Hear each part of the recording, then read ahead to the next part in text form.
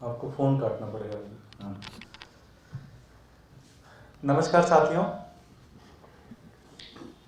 कहते हैं कि किसी भी सरकार का जो एक बजट होता है वो बजट कहीं ना कहीं जनता की चिंताओं का, जनता की समस्या का और जनता का एक मनोभाव, उनकी एक आशा का एक डॉक्यूमेंट होता है। और वो डॉक्यूमेंट कहीं ना कहीं सरकारें बैठ के, अधिकारियों के साथ बैठ के हर साल में एक बार बजट अपना लेके आती है और उसमें कहीं ना कहीं एक सपना होता है कि वो किस तरह का एक राज्य बनाना चाहती हैं, किस तरह का अपना एक अपनी जनता को सहूलियतें देना चाहती हैं। आज भारतीय जनता पार्टी की एमसीडी ने आज अपना बजट प्रस्ताव पेश किया है। ये बजट किस तरह का बजट है उसके ऊपर एक 10 सूत्री एक रिबटल 10 पॉइंट बस इस बजट से बताना चाहते हैं, क्योंकि हर पेज में ही इतनी गड़बड़ी है कि शायद सारी बात तो कर नहीं पाएंगे, लेकिन 10 मुख्य गुण आपके बीच में लाना चाहते हैं। भारतीय जनता पार्टी किस तरह का, उनका सपना क्या है, वो ये दिखाता है कि जब उनसे पूछा गया कि भाई दिल्ली के जितने भी घर हैं उनके ऊपर जो हाउस टैक्स लगता है, जो कमर्शियल प्रॉपर्टीज हैं उनके ऊपर जो हाउस टैक्स लगता है, उसको लेकर आपका क्या सपना है। तो उन्होंने कहा कि ए और ई ग्रेड के जितने भी घर हैं उनके ऊपर हाउस टैक्स 14% और लगेगा। एफ और एच श्रेणी के जितने भी घर हैं उनके ऊपर हाउस टैक्स 12% और लगेगा। मतलब एक पे 14% बढ़ा दिया गया, एक पे 12% बढ़ा दिया गया। जहां भारतीय जनता पार्टी अपने मैनिफेस्टो में प्रस्ताव लेके आई थी कि हाउस टैक्स को 0 कर देंगे, आज वो हाउस टैक्स 14% बढ़ा दिया और 12% बढ़ा दिया। कमर्शियल प्रॉपर्टीज दिल्ली के अंदर एक तरीके से कोरोना के बाद इकोनॉमिक एक्टिविटीज कैसे तेज की जाएं, इकोनॉमिक एक्टिविटीज और कैसे बेहतर हो सकती हैं दिल्ली की, उसके ऊपर बजट के अंदर एक डॉक्यूमेंट आना था, बजट के ऊपर एक विजन आना था, जिसके अंदर सभी व्यापारी, सभी वाणिज्य और इकोनॉमिक एक्टिविटीज करने वाले लोग बड़ा ध्यान से इस बजट को देख रहे थे। अब पूछा गया कि भाई इसमें हम क्या सहूलियतें मिलेंगी। सहूलियतें तो मिली नहीं। अब जितने भी रेस्टोरेंट ओनर हैं उनको 20% टैक्स देना पड़ेगा, जितने भी कमर्शियल ऑफिसेज हैं उनको 20% टैक्स देना पड़ेगा, जितने भी कारखाने हैं उनको 20% टैक्स देना पड़ेगा, जितने भी होटल हैं उनके ऊपर 20% टैक्स देना पड़ेगा। दिल्ली के अंदर अब जितनी भी कमर्शियल प्रॉपर्टीज हैं, पहले बहुत कम होता था, लेकिन अब उस टैक्स को 20% टैक्स, एक तरीके से उनकी कमाई का 20% अब एमसीडी लेगी उस कमाई का। प्रॉपर्टी टैक्स जो कि सभी लोग देते हैं उसको भी इन्होंने ए और बी श्रेणी के लोगों को 15% बढ़ा दिया, ई एफ जी एस श्रेणी के लोगों को 12% बढ़ा दिया। जो पहले कम होता था उस प्रॉपर्टी टैक्स को बढ़ा दिया।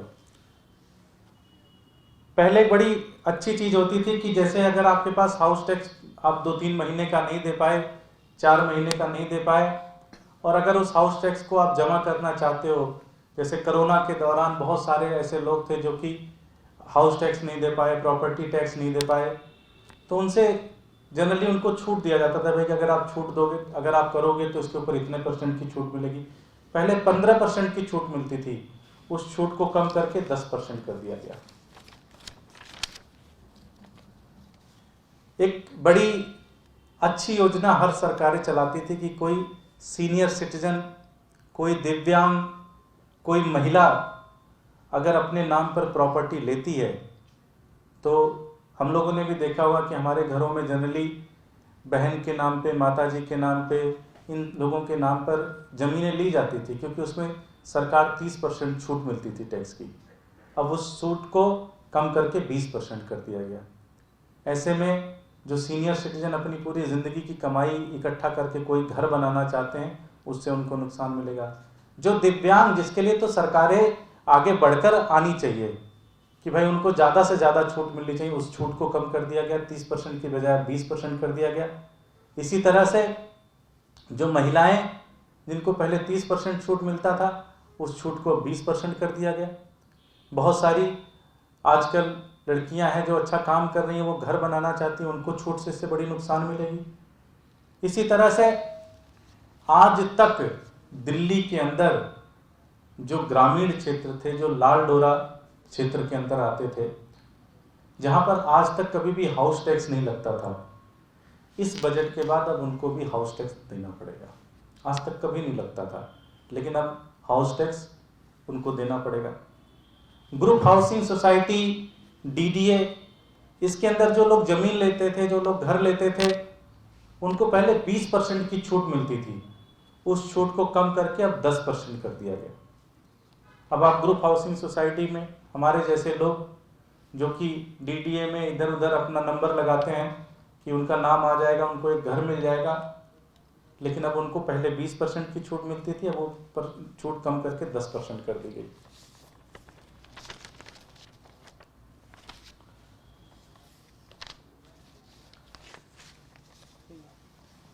8वां पॉइंट, सफाई कर्मचारी, जो कि अगर एमसीडी का मार किसी ने सबसे ज़्यादा झेला है तो सफाई कर्मचारियों ने झेला है।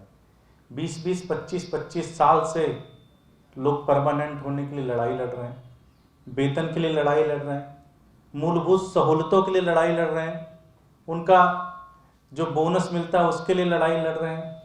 इस पूरी बजट में एक लाइन सफाई कर्मचारियों के लिए नहीं लिखा गया, एक लाइन भी सफाई कर्मचारियों के लिए नहीं लिखा गया। वहीं दूसरी तरफ दिल्ली इतनी गंदी है, अभी कुछ ही दिन पहले खुद मोदी जी का सर्वे आया कि दिल्ली देश की राजधानी होने के बजाय भी 48 शहरों में टॉप 10 में आती है दिल्ली सफाई में। किसी का 47वां स्थान है, किसी का 42वां स्थान है, किसी का 31वां स्थान है। ये हाल हो रखा है पूरी दिल्ली का। लेकिन दिल्ली कैसे साफ होगी, दिल्ली किस तरह से साफ होगी, इसके बारे में बजट में एक भी लाइन नहीं लिखा गया। उसके बारे में एक भी विजन नहीं दिया गया कि दिल्ली को कैसे साफ करना, उसको लेकर क्या और सहूलियतें की जाएंगी, उसके ऊपर कोई ध्यान नहीं दिया गया। और भारतीय जनता पार्टी की जो सबसे अहम कारगुजारी है, जो 10वां नंबर है, जो तीनों कूड़े के पहाड़ हैं, और खासकर साउथ के अंदर जो ओखला का कूड़े का पहाड़ आता है,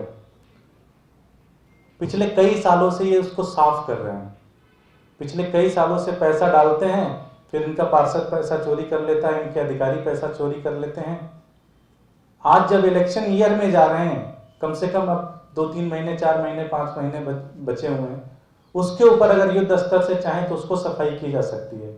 लेकिन इस पूरे बजट में एक भी पॉइंट ऐसा नहीं है जिसमें ये बताता हो कि ये ओखला का लैंडफिल साइट कैसे साफ करेंगे। ये 10 पॉइंट हमने बताए आपको, ऐसे न जाने कितने पॉइंट इसमें हैं। हाउस टैक्स बढ़ाया, हाउस टैक्स से नुकसान किसको होगा, दिल्ली की जनता का होगा। प्रॉपर्टी टैक्स बढ़ाया, नुकसान किसका होगा, दिल्ली की जनता का होगा। ग्रुप हाउसिंग सोसाइटी डीडीए में अगर कोई अब जमीन लेगा तो नुकसान किसका होगा, दिल्ली की जनता का होगा। अगर दिल्ली की महिलाएं, दिल्ली की लड़कियां अगर अपने नाम से जमीन लेना चाहती हैं, घर लेना चाहती हैं, तो उसके ऊपर जो छूट कम की गई वो उसका नुकसान दिल्ली के लोगों को होगा। सफाई कर्मचारी जिनके ऊपर एक लाइन नहीं लिखी गई, आज जो बड़े बड़े कूड़े के पहाड़ है जिसके कारण लोगों का जीना दूभर हो रहा है, उसके ऊपर एक लाइन नहीं लिखा गया। और ग्रामीण क्षेत्रों के ऊपर भी अब टैक्स लगाया जाएगा। तो एक तरीके से दिल्ली के जितने भी लोग हैं, चाहे वो महिला हो, चाहे वो दिव्यांग हो, चाहे वो सीनियर सिटीजन हो, चाहे वो ग्रामीण क्षेत्रों में रहने वाले लोग हैं, चाहे कमर्शियल एरिया में रहने वाले लोग हैं, चाहे वो ग्रुप हाउसिंग सोसाइटी के अंदर लोग रहने वाले हैं, जैसे या नॉर्मल लोग रहने वाले हैं, हर व्यक्ति की कमर तोड़ने का ही बजट लाया गया है। कैसे, मैंने आपको पूरी तरह से प्रूव कर दिया। इससे किसी का भला नहीं होगा, इस बजट से सिर्फ और सिर्फ दिल्ली की जनता का नुकसान होगा, दिल्ली की जनता को और टैक्स देना पड़ेगा। अब मुझे समझ में आ रहा है, मैंने अभी किसी भारतीय जनता पार्टी के नेता से पूछा कि यार ये तो आखिरी साल है, आखिरी साल में इतना टैक्स क्यों बढ़ा रहे हो? बोला भाई साहब आखिरी साल हमारा भी तो है, इसके बाद हमें कहाँ आना है, तो हम तो यही चाहेंगे जितना इकट्ठा हो जाए और जितना लेके जा सके। लेकिन आम आदमी पार्टी इस पूरी बजट पे, इस पूरी एक्टिविटी पे बहुत नज़र बना के रखी हुई है। आम आदमी पार्टी इस पूरे बजट को रिजेक्ट करती है। ये दिल्ली के खिलाफ बजट है, ये दिल्ली के लोगों के खिलाफ बजट है और भारतीय जनता पार्टी का एक विजन रहित एक ऐसा बजट है जिसमें सिर्फ और सिर्फ दिल्ली की जनता को कैसे लूटा जाए, दिल्ली की जनता को कैसे चूसा जाए, ये उसका बजट है। आम आदमी पार्टी इस बजट को रिजेक्ट करती है, आम आदमी पार्टी इस बजट को खत्म मानती है। हम ऐसे बजट को पूरी तरह से रिजेक्ट करते हैं और हम दिल्ली की जनता से एक अपील करना चाहते हैं। आज दिसंबर का महीना शुरू होने वाला है, अप्रैल में चुनाव होगा, मई में आम आदमी पार्टी की सरकार बनेगी, लगभग 5 से 6 महीने बचते हैं। हम दिल्ली की जनता से ये अपील करते हैं कि आप ये बढ़े हुए टैक्स मत देना, आप इस बढ़े हुए टैक्स को बिल्कुल मत भरना। आपके ऊपर जो भी ये टैक्स लगाया जा रहा है आप इसको पूरी तरह से रिजेक्ट करते हैं, आप इसको भरने की जरूरत नहीं है। अगर आपका घर सील करने आए, आपकी कमर्शियल प्रॉपर्टी सील करने कोई भी आए, आप हमें बताना, आम आदमी पार्टी के लोग आएंगे, आपकी कमर्शियल प्रॉपर्टी सील नहीं होने देंगे। हम इस पूरे बजट को रिजेक्ट करते हैं। कोई भी व्यक्ति इस बढ़े हुए टैक्स को देने की जरूरत नहीं है। हम ये दिल्ली की जनता से अपील करते हैं कि जब आम आदमी पार्टी की सरकार आएगी, ये सारे बढ़े हुए अनाप शनाप जो बजट है, जो टैक्स आपके ऊपर लगाए जा रहे हैं, इसके ऊपर आम आदमी पार्टी सहूलियतें देगी। बहुत बहुत धन्यवाद। कोई प्रश्न? डेंगू को लेकर एक प्रश्न है। डेंगू के केसेस आप देख ही रहे हैं कितने ज़्यादा बढ़ गए हैं। नहीं इम्पोर्टेंट नहीं है प्रश्न। हाँ, तो साउथ एमसीडी का ये कहना है कि जो दिल्ली के आंकड़े आ रहे हैं, दिल्ली सरकार जो दे रही है डेंगू के, वो गलत आंकड़े शो कर रही है और उसमें ऐसे लोग एग्जिस्ट ही नहीं करते। बड़ा आरोप लगाया। देखिए, दिल्ली की सरकार तो ये आंकड़े बनाती नहीं है। पहले तो ये है कि ये आंकड़े जिन डॉक्टर्स, जिन एडमिनिस्ट्रेशन, जिन हॉस्पिटल्स ने कोरोना के दौरान अपनी जान जोखिम पे लगाकर दिल्ली वालों की सेवा की है, ये उन हॉस्पिटल्स की रिपोर्ट है। दिल्ली सरकार कोई बैठ के रिपोर्ट नहीं बनाती। तो एक तो उन हॉस्पिटल्स का अपमान है। लेकिन जो सबसे महत्वपूर्ण चीज है कि डेंगू से लड़ाई में कुछ बहुत महत्वपूर्ण पहलू हैं। सबसे पहला पहलू क्या है कि समय पर दवा की छिड़काव होनी चाहिए। मैं आपसे पूछना चाहता हूं, और मैंने डॉक्यूमेंट रिलीज किया, हमारी पार्टी ने डॉक्यूमेंट रिलीज किया कि डेंगू की दवाई की खरीदने का टेंडर तक एमसीडी ने आज तक नहीं लगाया है। पिछले 1 साल से एमसीडी ने कोई भी दवा नहीं खरीदी है। तो जब दवा का छिड़काव नहीं होगा तो मच्छर आएंगे, मच्छर लगेंगे, डेंगू होगा। दूसरा पॉइंट, ये ऑन रिकॉर्ड है, जो दवा एमसीडी 3600 रुपए के हिसाब से खरीदती है, वही दवा भारतीय जनता पार्टी की भोपाल की एमसीडी नगर निगम 2400 रुपए में खरीदती है। तो ये पर केजी 1200 रुपए का घोटाला करते हैं पर केजी। और सोचिए कितने टन खरीदा जाता है दवा, तो कम से कम करोड़ों रुपए का भ्रष्टाचार करते हैं। तीसरा जो सबसे महत्वपूर्ण पॉइंट है डेंगू को लेकर, कि जो बीट चेकर जो जाते हैं, घर घर में जा के चेक करते हैं कि भाई किस तरह से मच्छर कहीं पैदा तो नहीं हो रहे हैं, कहीं मच्छर कूलर में, घर में कहीं पानी इकट्ठा ना हो। आज ये देखिए 70% उनकी वैकेंसी खाली है, और जो लोग हैं उन बेचारों को 6 महीने से तनख्वाह नहीं मिली है, 8 महीने से तनख्वाह नहीं मिली है, साल भर से तनख्वाह नहीं मिली है। तो जब आपने ऐसा व्यवस्था बना दिया तो अब आप कुछ कहते रहिए कि नहीं डेंगू के केस तो फर्जी दिखाए जा रहे हैं, फर्जी दिखाए जा रहे हैं, फर्जी दिखाए जा रहे हैं, कहने में तो कुछ जाता नहीं है। लेकिन सच्चाई ये है कि भारतीय जनता पार्टी दिल्ली की जनता से बदला ले रही है। दिल्ली की जनता के खिलाफ एक युद्ध छेड़ रखा है उन्होंने, टैक्स बढ़ाने से लेके डेंगू के प्रकोप में डालने के लिए से लेकर। हिंदूराव हॉस्पिटल में पिछले साल की तरह इस साल भी डॉक्टर्स का प्रोटेस्ट चल रहा है। आज स्ट्राइक शुरू हो गया, दूसरा दिन था स्ट्राइक का।